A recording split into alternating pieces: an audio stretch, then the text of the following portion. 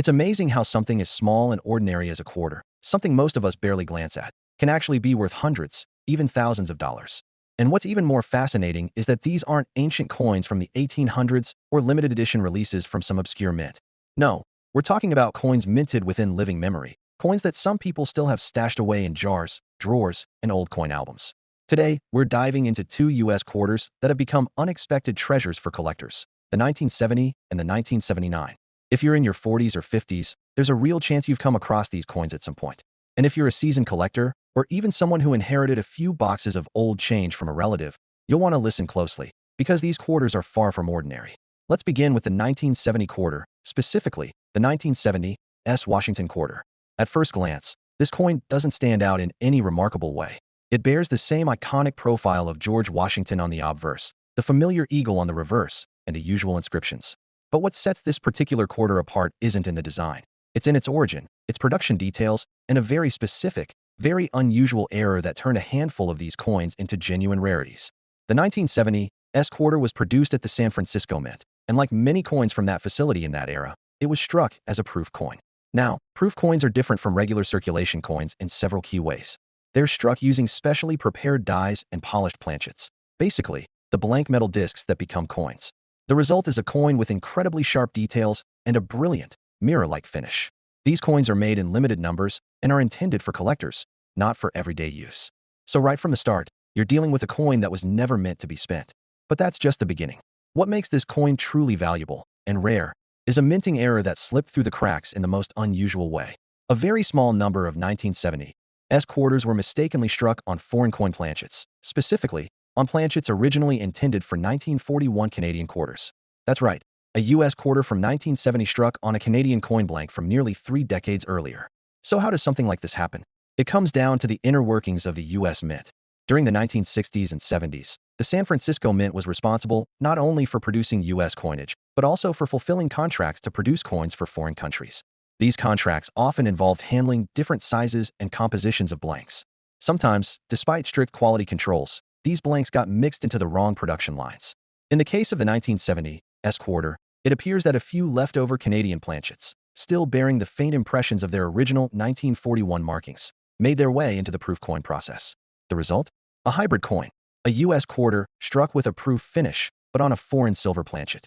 Under close examination, especially with a magnifying glass or under microscopic analysis, you can actually see remnants of the original Canadian design beneath the US imagery.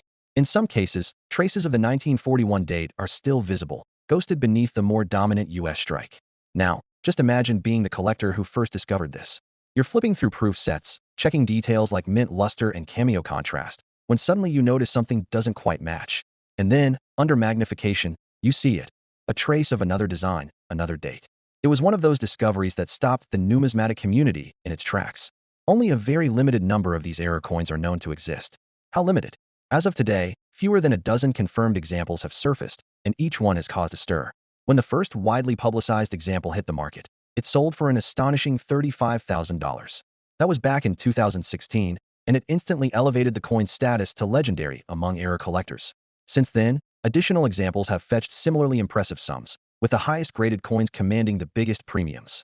Condition is a critical factor in the value of any rare coin, but with this one, it's absolutely essential. Because we're talking about a proof coin, collectors expect perfection or close to it.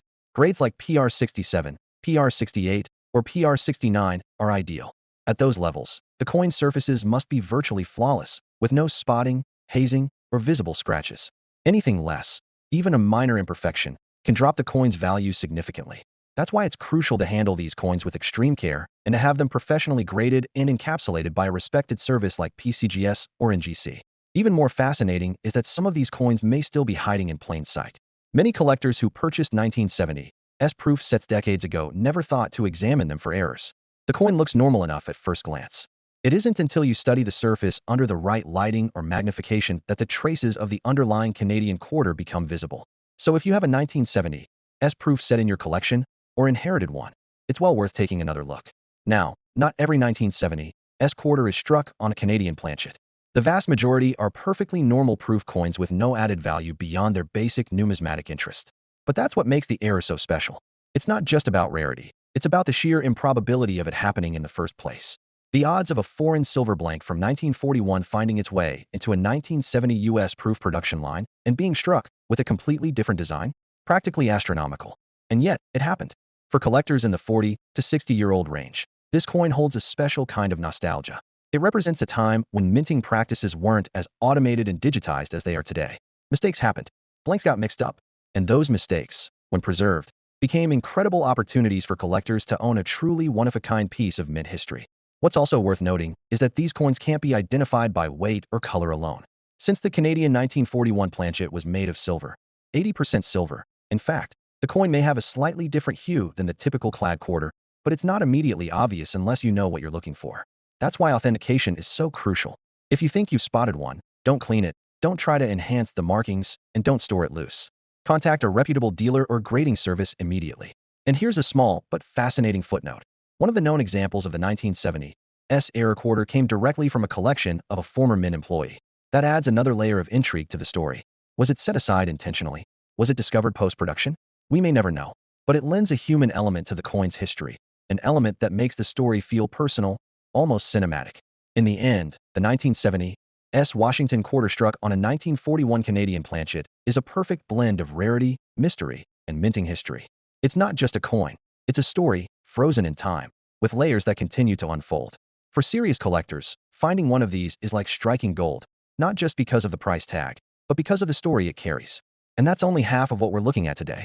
While the 1970 quarter delivers a mix of international intrigue and minting oddities, the 1979 quarter brings us into the world of mechanical errors, transitional issues, and valuable varieties that many collectors still overlook. Let's shift gears now and explore what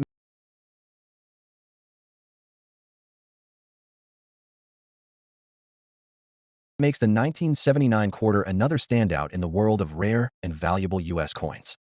Shifts in minting processes often give rise to the most intriguing collectibles, and the 1979 Washington quarter exemplifies that perfectly. While its basic design mirrors the familiar profile and eagle reverse, its birth came at a time of transition, experimentation, and rising interest in error and variety coins. The story begins in early 1979, when the US Mint was still adjusting to clad coinage introduced in 1965. Demand for quarters soared as coin-operated machines multiplied, and the Denver and Philadelphia mints ramped up production accordingly. But with that volume came the potential for anomalies: dies misaligned, blanks misfed, and planchets improperly cut. These mechanical hiccups produced a handful of standout errors, the most sought after of which is the double die obverse from the Denver Mint. This variety, officially cataloged as DDO-001, arose from a die that inadvertently received multiple impressions of the hub, slightly offset, before striking planchets. The result is a ghosted secondary image visible in the lettering and date on the obverse. Under ordinary light, it may appear subtle, but under 3 to 5 times magnification, the doubling on Liberty and the 1979 D mint mark leaps out. It's not an everyday sight. Experts estimate that fewer than a few hundred specimens exist in high enough grade to draw serious collector interest. Even within that small population, fully unrestored, deeply mirrored examples are rare. Collectors who've turned their gaze to this quarter often recount how they first noticed the bulging lettering, a telltale wave of metal doubling that seems to vibrate across the coin's surface. That moment of recognition ignites the real thrill, knowing you've stumbled on a mechanical misstep frozen in time, a precise error born of industrial coincidence. As such, the 1979 D double die obverse has earned star status in most specialized error coin sets, sitting alongside famous rarities like the 1955 Lincoln Cent or the 1937 D three-legged buffalo nickel. Auction results reflect that appetite. In March 2024, a PCGS MS67 Plus DDO-001 sold for a record $12,500, setting a new high watermark for this variety. A year earlier, a similar piece graded MS66 fetched $4,600, already a considerable premium over a base quarter price. Even coins graded MS65, which still display strong doubling and attractive fields, can command upwards of $1,200 in private sales. Those numbers dwarf the sub-$5 value of a standard MS65 1979 quarter, highlighting just how condition and certification can amplify value in the variety coin world.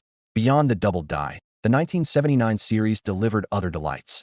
Clipped planchets, for instance, occur when a blank that's been improperly punched from a strip of metal misses part of its outline, leading to a crescent-shaped blank that, when struck, shows a curved missing section along the rim. Collectors prize these for their dramatic appearance and absolute uniqueness. No two clipped planchets are exactly alike. In 2022, a clipped planchet 1979 P quarter graded MS-64 sold for $2,800, a testament to the strong market for bold, eye-catching errors. There's also appeal in more modest, yet still collectible, varieties like off-center strikes and die cracks. An off-center 1979 D quarter that struck just 5 to 10% off the center can be found in the $50 to $150 range in uncirculated grades, but when the off-center shift reaches 15% or more, prices can spike to $500 or beyond, depending on grade. Tiny die cracks, those slender raised lines snaking across the face of the coin, are less lucrative, but they offer interesting conversation pieces. A specimen exhibiting a pronounced funnel crack through the date may sell for $75 to $150, especially if it appears on a higher grade example. Of course, some collectors prefer the proof side of things. In 1979, the San Francisco Mint produced proof quarters in cameo, with frosted devices against mirrored fields. While these are common as proof pieces go, a proof quarter exhibiting a die clash, where the obverse design is faintly impressed onto the reverse and vice versa, can become collectible. Proof clash errors from 1979 typically trade between $100 and $300 in top proof, 68 grades, depending on the prominence of the clash marks. Condition remains queen when it comes to value variations. A standard business strike 1979 quarter in circulation, worn, dull, and lacking mint luster, is generally worth face value or a modest premium if in exceptional preservation. Move to mint state levels, and in MS-60 to MS-63 range, a regular Philadelphia or Denver quarter might fetch $3 to $10. Crossing into MS-64 and MS-65 territory sees values climbing to $10 to $25. But once you reach MS-66 and above, the market thins dramatically, and prices can swell to $50 to $150. These general estimates pale beside the few examples of specialty errors, but they underline how much condition alone can influence even a common date. Historical context enriches the story further. In 1979, the United States was recovering from the unrest of the previous decade and grappling with inflation.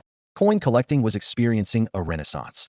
Coin clubs flourished, and publications devoted entire issues to the hunt for varieties. Mail-order flyers promised rare finds tucked away in circulation, and collectors armed themselves with magnifiers and reference guides, eager to pluck treasures from everyday change. In that landscape, the 1979 doubled die and other errors emerged as proofs that exciting finds could be lurking in a pocketful of quarters. Skilled collectors often recommend starting with a handful of business strikes straight from rolls, inspecting each coin at 3 times to 5 times magnification for doubling, clipping, or misalignment. That grassroots approach can be both budget-friendly and thrilling. After all, nothing beats the surprise of spotting an error you didn't know you were looking for. And for higher-end pieces, attending specialized auctions or working through reputable dealers ensures authenticity and proper grading, critical for maintaining value and liquidity. Beyond the mechanical errors, there's a human side to this coin's appeal. Owners of high-grade doubles often share stories of serendipity, finding one at a coin show, inheriting a roll from a grandparent's estate, even discovering one mixed into a proof set decades after purchase. These personal narratives add warmth to what might otherwise be dry numismatic analysis, reinforcing that each coin carries not just metal but memories and moments of discovery. When it comes to long-term outlook, the double die obverse variety seems destined to retain its allure. With only a handful of top-grade examples known, and with many likely still undiscovered, collector demand remains strong. Even in a market that ebbs and flows with economic tides, the unique nature of this error underpins consistent interest. And as additional clipped planchets or off-center strikes surface, they too capture imaginations and auction paddles. Wrapping up our journey through the world of rare 1979 Washington quarters, it's clear that this coin offers something for every level of collector. From the high-stakes chase for a double die obverse to the visual drama of a clipped planchet and the subtle intrigue of die cracks, there's always a story waiting in each disc of copper nickel. And with condition grading amplifying every nuance, the market rewards those who look closely and learn what to seek. Bringing both quarters into focus, you've seen how a tiny mint mix-up in 1970 led to an international hybrid worth tens of thousands, and how mechanical quirks in 1979 delivered varieties that range from affordable curiosities to high-value rarities. These coins underscore what makes numismatics endlessly fascinating: the blend of history, science, art, and chance. Whether you're inspecting a proof set from your childhood or paging through new rolls from the bank, there's always the possibility of uncovering something that transforms a simple quarter into a numismatic marvel. Stay curious, handle your coins with care, and remember that the next great find could be just a magnifier away.